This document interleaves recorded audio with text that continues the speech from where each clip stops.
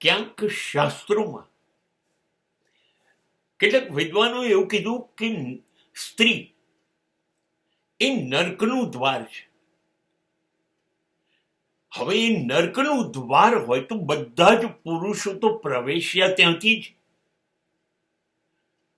તો તમે પવિત્ર છો, અદ્ભુત છો, મહાન છો આ પૃથ્વી ઉપર, તો પછી નર્કમાં રહ્યા શું કામ 8-10 મહિના? તો પછી એ નર્ક છે, તો એ દરવાજામાંથી તમે પૃથ્વી ઉપર પ્રવેશ્યા કેવી રીતે? શરમ કરો, શરમ કરો.